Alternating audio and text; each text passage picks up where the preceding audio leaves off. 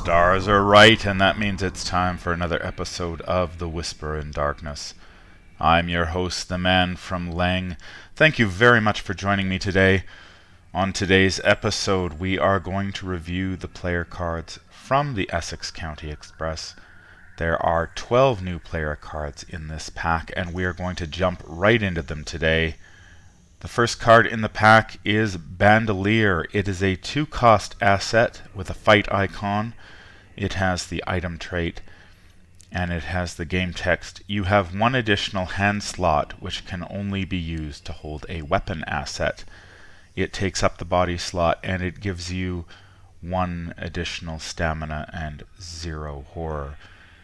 This card was spoiled before the Mythos pack was released, but it's worth taking a look at it again.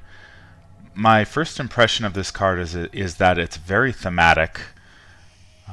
However, I can't think of many games when I've really needed an additional weapon slot. Say if I'm playing Roland and I've got a machete out and a flashlight, I've never really needed to play out a gun as well, or if I've had a gun and a machete, usually I'll pitch the gun or the machete, probably the gun, to play a flashlight if necessary. So that's a strike against this card. Obviously, this card works very well if you're playing with one of the two-handed weapons, such as the shotgun in particular. I think if you're going to spend the experience on the shotgun, you're definitely going to want to take a look at this card.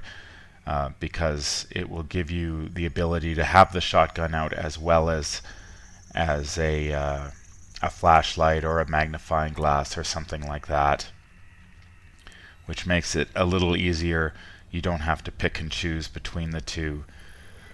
Now, part of the problem I think with this card is that it's not a permanent. It would be a lot nicer if this card started in play at the beginning of the game rather than having to dig for it in your deck. You're going to have those times when you've got your shotgun in hand but not your bandolier, and vice versa. That also raises the question of how many copies of this card you want to pack. If you want to draw it reliably, you're going to probably need to put 2 in your deck. Certainly you could have you can only have one of them in play, so one of them is going to be a dead draw. And so I'm not sure if you know, it's kind of difficult to justify packing 2 of these, and then you've got to figure out whether you're going to draw it or not. I'm not sure if anybody else would be interested in this card besides the Guardians. Certainly Jenny has her twin 45s that would be helpful to have this type of card. Unfortunately, this would have to be one of Jenny's 5 off-class cards, and those slots are precious, and I'm not sure that you would want to waste one of them on this card when you have better options available. Just doesn't seem like a good strategy to pack 1 or 2 of these in your deck in the hopes of making one card in your deck more versatile. So I think if you're going to buy the shotgun, you're going to take a look at this card. Otherwise, I think you're probably going to give it a pass at this time. The next card in the pack is Stand Together. It is a 0-cost event. It costs 3 experience points, and it gives you 2 willpower icons. It has the spirit trait, and its game text is: choose another investigator at your location. Both you and that investigator draw 2 cards and gain 2 resources. Now this card is amazing. I can't see a time that I would not want to draw this, especially in my opening hand. Being able to start off the game with 2 additional cards and 2 additional resources for 2 investigators is really fantastic. The 2 willpower icons are certainly helpful for Roland, especially, who is always needs that willpower to keep his low sanity in check. Certainly Zoe wouldn't be sad to have those extra willpower icons to contribute to a check either. Emergency Cache is a great card. This is a great card as well. And certainly if you're playing, it's obviously a multiplayer card, so if you're playing multiplayer, you're definitely going to want to pick this up at some point.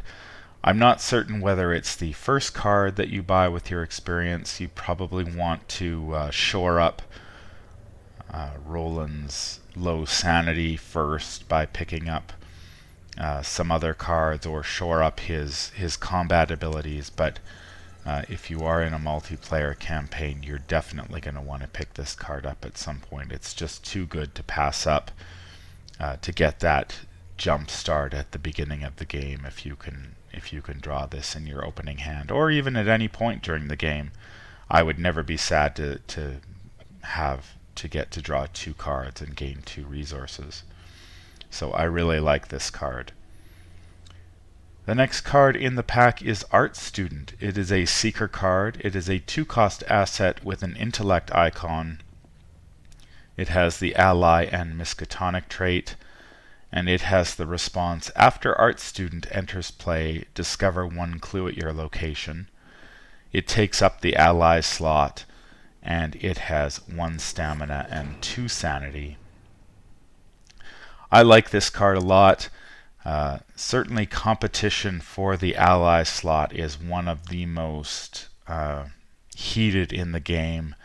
There are a lot of great allies in the game, especially Seeker has several great options, especially Dr. Mylan Christopher. But the Art Student is sort of like a working the hunch that isn't free. You drop down this Art Student, you pick up a clue, and picking up clues is the name of the game in Arkham Horror. If you're having trouble at those high shroud locations getting those clues, you just send in the Art Student, and she will point the way and enable you to pick up a clue, and then she hangs around and gives you a bit of a sanity buffer or a stamina buffer depending on what you need. I've certainly seen some players packing the Art Student in Roland decks because she enables him to pull that clue off a location, then hangs around to provide that 2 sanity buffer that Roland always needs. So I think that's certainly a good use of her. And if you need to grab a clue quickly at a location that has a high shroud, the Art Student is going to come in very handy. And then once she's done her job, she can be killed by an attack or lost to sanity. So I think she's definitely worth packing 1 or 2 copies in your deck. The next Seeker card in the pack is Deduction. It is the level 2 version of the Corset card.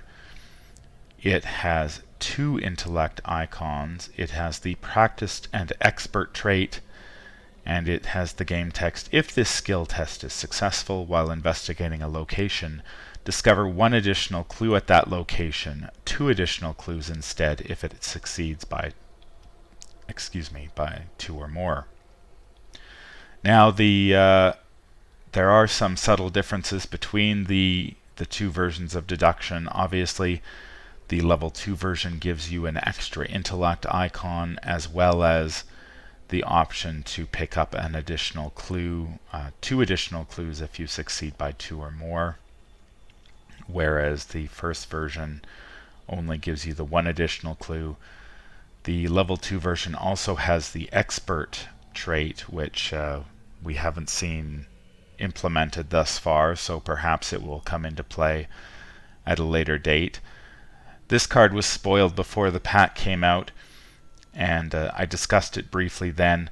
I think, again, this card is a particularly good choice if you're looking for, if you're playing in multiplayer. A lot of the locations in multiplayer have a lot more clues that you need to pick up efficiently, and being able to draw those 2 additional clues if you succeed by 2 or more would be very helpful in clearing those locations and moving on quickly.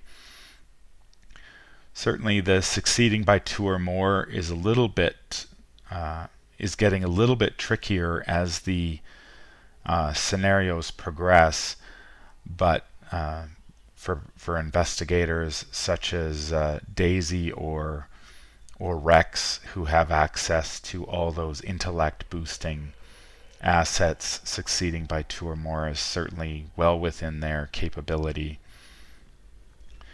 In solo play, this card isn't quite as strong because a lot of the locations do not have the that many clues on them to pick up, so you're sort of losing some of the ability of this card. Although, having said that, being able to have that the extra intellect icon would certainly come in handy as the scenarios get more difficult. So I think this is certainly a good upgrade. Perhaps not the first that you're looking at as you develop your character, but if you're playing multiplayer, you'll definitely want to pick this one up at some point to help shore up that your clue gathering. The first rogue card in the pack is a 0-cost event. It is I'm Outta Here. It has 2 agility icons and the trick and spirit traits, and it has the game text: play only if there is a scenario card with a resign ability in play. And it has resign, you get the hell out of here. This card is unique in card games. I've played a lot of card games over the years, and I don't think I've ever encountered a card that basically said, I quit. And this is the first in that kind of card I've ever encountered. Certainly quitting in Arkham Horror does have its advantages from time to time. So this card will fit right in. Now, whether this is what rogues need or not is another question. Rogues currently have some trouble with investigating and combat. Their investigation, they don't have a lot of cards that boosts that. They don't have a lot of cards that really help their combat all that effectively. And this card will do neither of those things. Certainly, I like the 2 agility icons. Those will come in helpful if you're playing a more if you need to pitch them to skill tests, or if you're playing a more evade-oriented build. If you look at the first 4 scenarios from the Dunwich Legacy campaign, this card doesn't really come in handy all that often. Certainly in extracurricular activity, the resign ability is on the Miskatonic Quad, so you can always, the Miskatonic Quad is the center location in that map, so getting there and resigning isn't all that difficult. I could see a use for this card in The House Always Wins if you are attempting to rescue Peter Clover. Sometimes it can be difficult to get back to Peter Clover's location and then wade back through, if there are monsters in your way, back to the resign location at the back alley. Having this in your hand then would be very helpful in order to get that clue on Peter Clover and then simply resign without having to walk all the way back to the back alley. Resigning in the Miskatonic Museum is not really a good idea, because if you have control of the security guard or the curator, you're going to be adding a tablet to the bag, the chaos bag. If you do that, and the museum entrance isn't that far away from most of the other locations, so you shouldn't have too much of a difficulty getting there. And for those of you who have played the Essex County Express, there is no resign option, so this card is basically you're playing it for the 2 agility icons. So it does have a, this card is heavily dependent on the scenario that you're playing. Sometimes it's just going to be a dead draw. At other times it might be helpful. So I'm not sure if I'll be including this in my decks on the first pass through scenarios. Perhaps on the second pass through if I know that there is an opportunity to use it. The 2 agility icons do make this an interesting option though. But I think a lot of the time you're going to draw this and you'll probably be disappointed that it's not something a little more useful than the 2 agility icons. So for the time being, I think I'm going to be leaving this out of my decks until I see a really good use for it. The second rogue card in the pack is Switchblade. It is the level 2 version of the core set card. It costs 1 resource. It has a fight and agility icon, and the item, weapon, melee, and illicit traits. It is fast, which means you don't have to pay an action to put this into play. It has the action fight. You get +2 fight for this attack. If you succeed by 2 or more, this attack deals +1 damage, and it will take up the hand slot. So this version of Switchblade is better than the core set version. The core set version does not give you any bonus to your fight checks. It does give you the +1 damage if you succeed by 2 or more. So this version of Switchblade is certainly better now, but that's not really saying a whole lot. The original version of Switchblade is often considered to be one of the weakest cards in the rogue arsenal. I've played around with it a little bit, and it helped me kill an acolyte or 2. But they only have 1 health, so getting that +1 damage was never a concern. My main concern with this card is that it costs 2 experience points, and you need to succeed by 2 or more to get that extra damage. Now, we've seen in the Essex County Express that at the beginning of the Essex County Express, you need to add an extra chaos token to the bag for the remainder of the campaign. So I suspect what's going to happen as we go through the Dunwich Legacy campaign is that the scenarios are going to become increasingly difficult, not only because of the chaos tokens you're adding to the bag, but also the values of those special tokens are going to become more and more they're going to become less desirable, probably higher negative numbers and whatnot. So that's going to make succeeding by 2 or more even more difficult as the campaign goes on, and I just don't think the Switchblade does enough to counteract that. You're basically getting a Derringer with unlimited ammo, and not many people are playing Derringer. Certainly Skids O'Toole isn't really interested in this card. He has access to Machete already, which is probably the weapon he would go to, or the 45 automatic, so he's not going to be particularly interested in picking up Switchblade. Jenny can also dip into the Guardian class to grab the Machete if she wants. And I've heard some people looking at this card for Wendy. Certainly the +2 fight is helpful for her. It brings her up to a 3. But really you need to be, if you're packing weapons in your deck, you really need to be able to get that extra damage to take down those enemies as quickly as possible. And I don't think the Switchblade is going to do enough of, do that quickly or reliably enough if you need to succeed by 2 or more. It's often difficult enough as it is just to succeed with rogues and Wendy, so succeeding by 2 or more is a pretty tall hill to climb for them.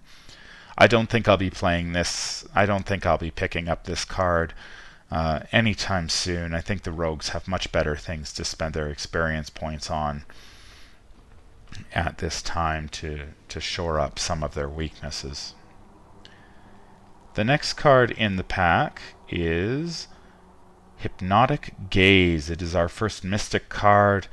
It is a 3-cost event. It has a fight and agility icon. It is a spell, so it works with Agnes's Heirloom.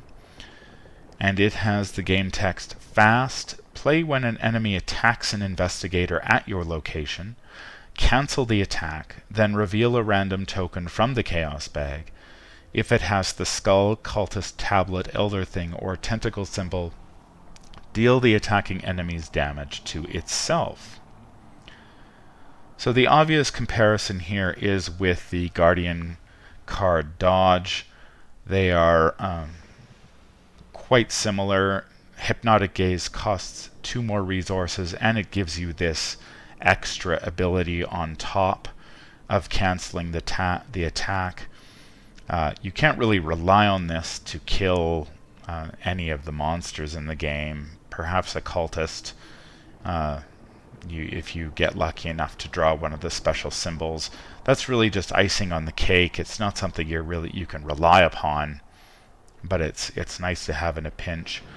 Now, Dodge is a strong card that is played a lot in the Guardian class, and I think Hypnotic Gaze will play that role as well in the Mystic class. It's slightly more expensive, but the Mystics do have access to Forbidden Knowledge to get those extra resources, and certainly when I've played Agnes solo, I've never found that resources are to be a problem.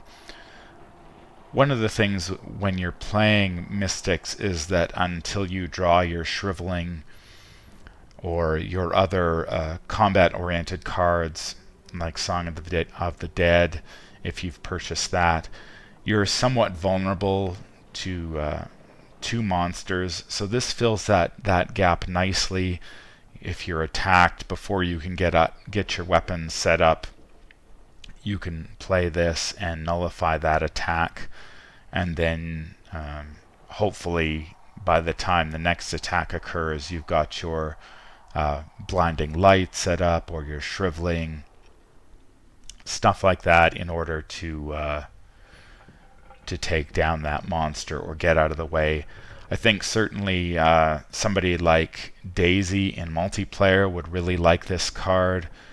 Resources aren't really a problem for her, and being able to, if she gets attacked by a monster, to slap this down, cancel that attack, maybe do a little bit of extra damage on the side until one of the more combat-oriented investigators can come to her rescue, would certainly be helpful.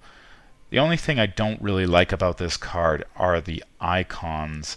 The fight icon is a little, I guess, Agnes isn't really interested in a fight icon. At least if you're playing Dodge in a Roland deck, the willpower icon comes in handy quite often, because so many of those treacheries in the encounter deck require willpower tests. The fight icon isn't very helpful in that regard. We haven't really seen a lot of treachery cards lately that require agility tests. There are some in the core set, of course, but the icons on this card aren't going to make me stop playing it for sure. If you're playing a Mystic, you're going to definitely include 1 or 2 copies of this card in your deck in order to protect yourself in the event that your weapons don't, or offensive spells don't show up. The next card in the pack is the level 3 version of a Mystic standby, Shrivelling.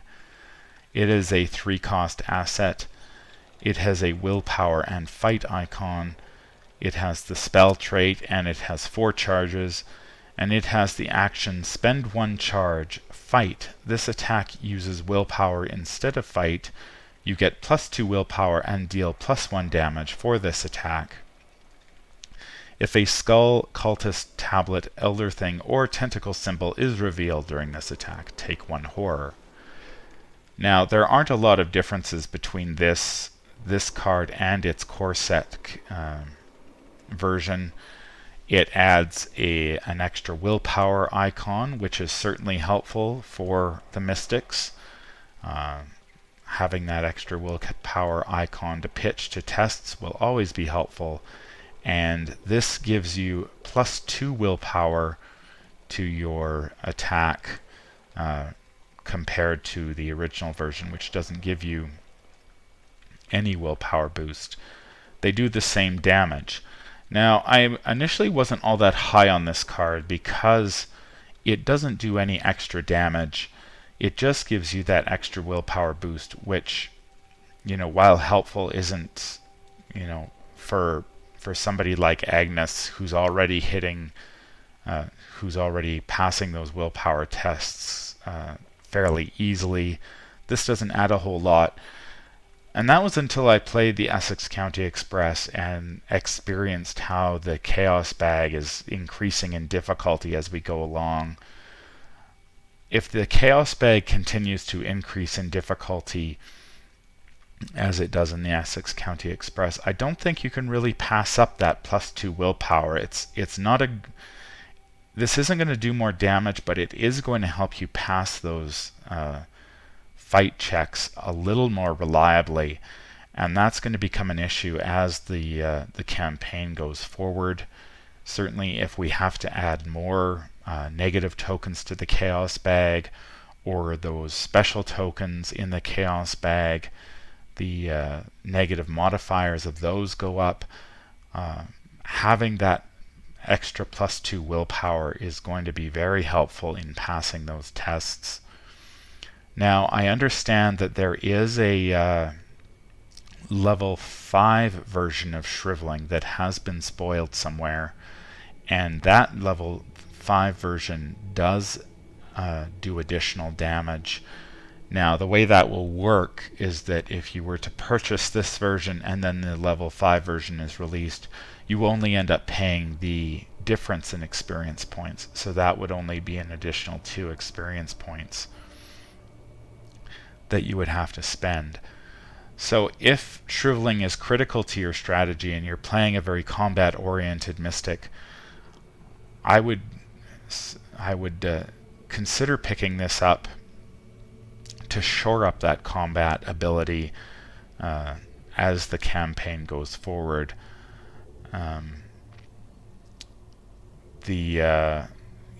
I would definitely pick this up to shore up that combat ability, and if you're interested in, if the level 5 version of shrivelling does come out, this will certainly prepare you to pick that up as well and be able to take down those monsters much more quickly.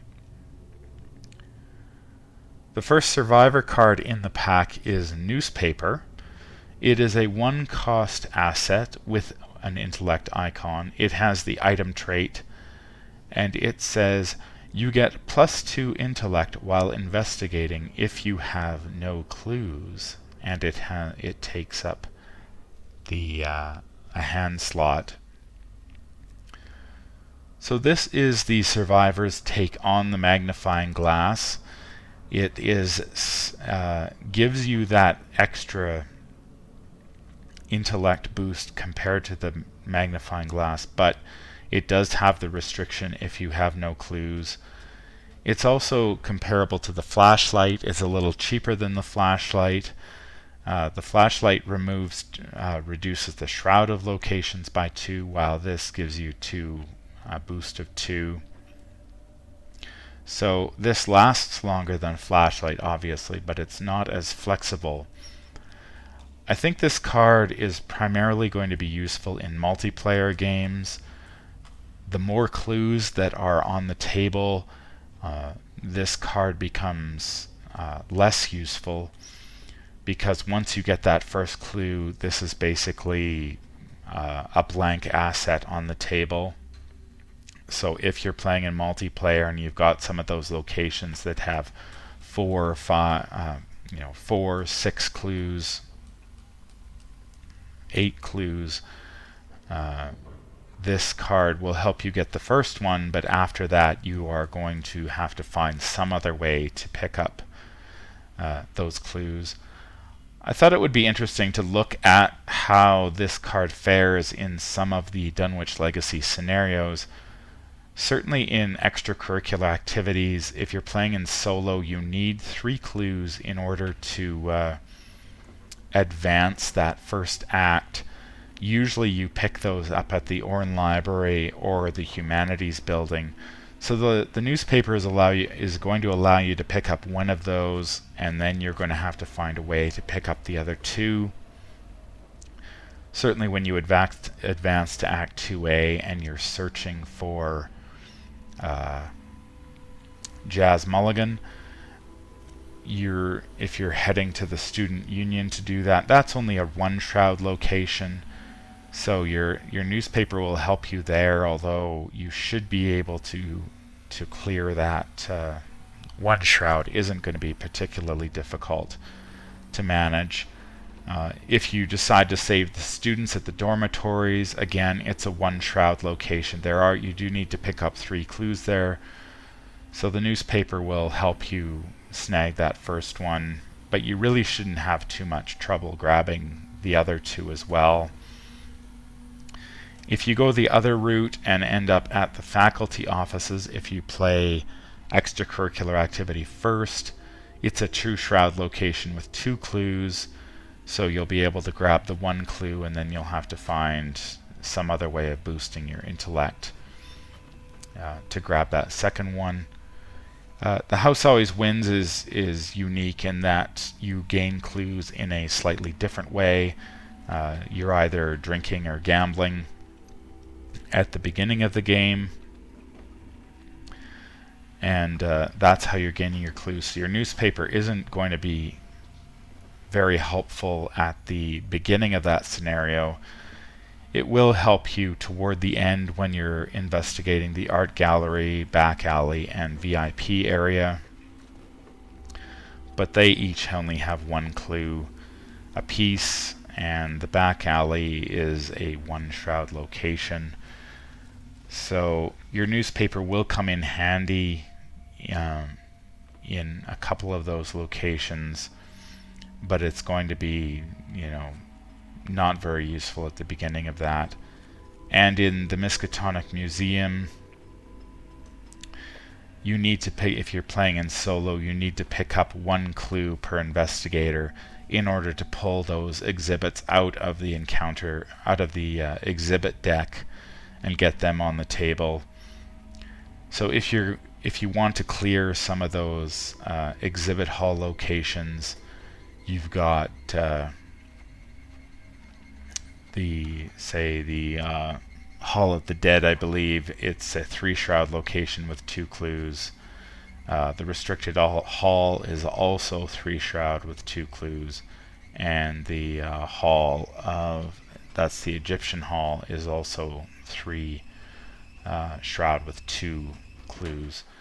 So if you want to clear those for the victory points, you're still going to need to find some way to boost your intellect in order to pull all the clues off those locations. So I think newspaper is helpful. I don't think you can rely on it solely, obviously, because if you have a clue with you, you're losing that intellect boost, and you're going to have to rely on some other ways. Probably look what I found, and possibly lucky to boost those skill checks if you failed. So it's useful in solo, but I don't think you can really rely upon it.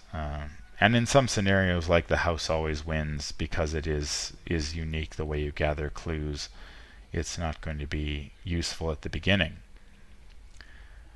The second survivor card in the pack is Lure. It is a 1-cost event that costs 1 experience point. It has 2 agility icons. It is a trick, and it has the game text attached to your location. During the enemy phase, each enemy that moves does so along the shortest path toward the attached location instead of to where it would normally move. And it has the forced effect, forced while attached at the end of the round, discard lure. Now this card strikes me as a card that is in search of a scenario. After taking a look at the scenarios, I just don't think this card is very useful at the moment. There are a lot of things that have to fall into place for this card to be useful. First of all, you need enemies that move, which are usually going to be hunters.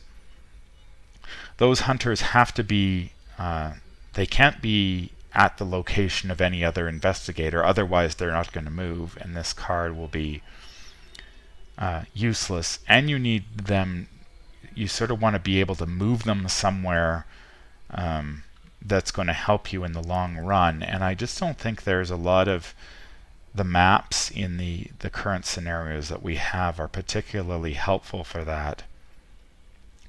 Certainly if we take a look at extracurricular activity, say if you were at the Humanities building and you had a Wizard of Yog-Sothoth at the Miskatonic Quad, you could drop the lure at the Humanities building, move up to the Orne Library, which would force the wizard to move down to the Humanities building.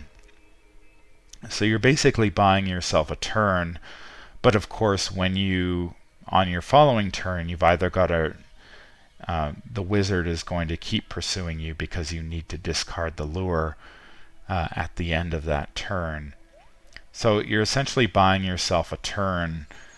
If you're at other locations, since everything filters through the quad, it's going to be difficult to get into a position where you can place the lure effectively.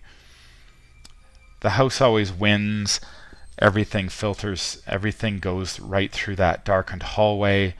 So again, where do you place the lure? Once all hell breaks loose at the Clover Club, La Bella Luna disappears. So that leaves the Clover Club Lounge as an option, but typically investigators are moving, from the darkened hallway to those three locations to pick up clues, and then they want to escape. Moving back to the lounge or the card room or the bar just to drop a lure to, say, pull a hunter enemy off doesn't seem like a particularly good play to me. Again, in the Miskatonic Museum, you've got only one enemy to worry about, that being the hunting horror, and it is a hunter, but again, where are you going to place the lure? Say if you move to the museum entrance and drop the lure there, then you've got to move away so you don't get caught up by the hunting horror when it comes after the lure, and it's only going to move one location towards it. So unless it's at the museum halls, you're not buying yourself a whole lot of time. If you were to drop the lure at the museum entrance, then you've got to move to the museum halls, get past the hunting horror, and then move on to your exhibit halls. That just seems to be taking up a whole lot of actions and really not doing a whole lot of good. Now, I have seen some players look at this card in combination with the Rogue card Elusive, which allows you to move to any location, any revealed location, I should say. So you could drop the lure, then play Elusive, and move pretty much to any revealed location on the map, and that would buy yourself some time as well. But really, the hunting horror, if you manage to pull off that trick, that's a 2-card combo. If you manage to drop the lure at the museum entrance and then run off to one of the exhibit halls, it would have to be an exhibit hall that was already revealed, which you've probably already explored, so there's really not much point in going back there. So I'm not sure I don't see a use for this card at this time in the current scenarios. Perhaps I'm wrong. If you see a way to use lure effectively in these scenarios, leave a comment down below. I'd be interested in hearing your suggestion. Certainly in the Essex County Express, the way the map is set up, it's very linear. And again, the way that scenario operates, you really need to be moving quickly, and I don't think you have a lot of time to be going back several train cars to drop a lure to try to pull monsters that way. And I don't think I can't recall if there are many hunters in that one. Maybe the grappling horror is a hunter. I can't recall. So I don't think I'll be playing this card right now. It just seems like there's an awful lot of setup involved to make it useful, and the 2 agility icons are nice, and cards like this are being played in decks that require those double icons. I'm thinking of Oops in particular, which has the 2 fight icons from the previous pack. I know that the combo Wendy deck in particular plays that just for the 2 fight icons. So if you're looking for two agility icons, I guess you could purchase this, but with experience being as tight as it is in the Dunwich Legacy campaign, I just don't see myself picking this card up anytime soon. The first neutral card in the pack is Charisma. It is a permanent asset that costs 3 experience points. It is a talent, and it has the game text, "You have 1 additional ally slot." This card has been spoiled for quite some time, and I know some players were already proxying this card into their decks.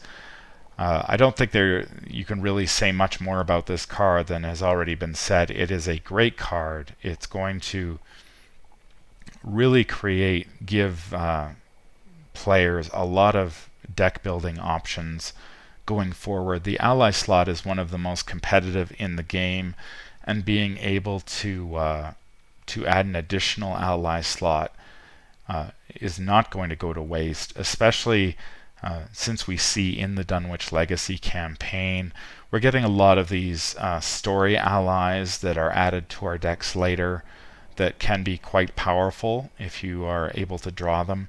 So having that charisma on deck so that you can play those as well as your beat cops or your guard dogs or your Mylan Christophers and whatnot is just it's just great. So I think this is 3 experience points that is very well spent. I think there's a lot of different builds that you can do with this, and really too many to go into in this review alone. So if you're looking for 3 experience points to spend, certainly picking up Charisma is a great option to free up some, to give you a little bit more flexibility in choosing those allies. The final card in the pack is Relic Hunter. It is also a permanent asset that costs 3 experience points, and like Charisma, it adds a slot, in this case an additional accessory slot. This card was also spoiled before the pack was released, and much like Charisma, it's a great addition to the player card pool. It's going to give players a lot of versatility when they design their decks. Some of the investigators who would be interested in this card right off the bat would include investigators like Zoe, who has her cross, Agnes, she has her heirloom, and Wendy has her amulet. Adding an additional accessory slot would help all of those investigators. Certainly Agnes could pack that. Now that there are more spells available, she could have her heirloom out, as well as a holy rosary. Certainly, you've got your Elder Sign amulets that are very helpful.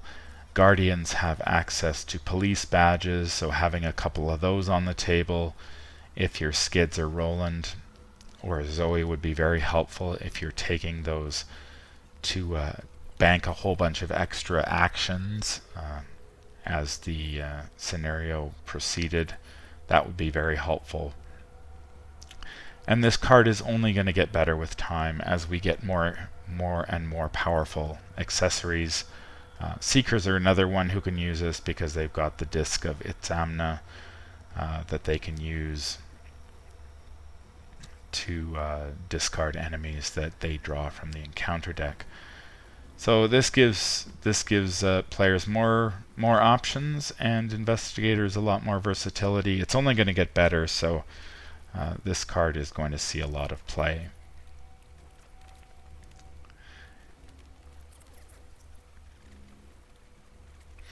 So that is going to do it for me today. This has been The Whisper in Darkness. If you agree, disagree with my review of the player cards, please leave a comment down below. I'd love to hear what you have to say about the cards. If you enjoyed this review, please give me a thumbs up and hit the subscribe button to be notified when I release future content. If you want to drop me a line, my email address is manfromleng@gmail.com. I am also on Twitter at @manfromleng. And I always enjoy reading your comments and keep those coming. Until the stars are right, this is Man from Leng wishing you happy investigating.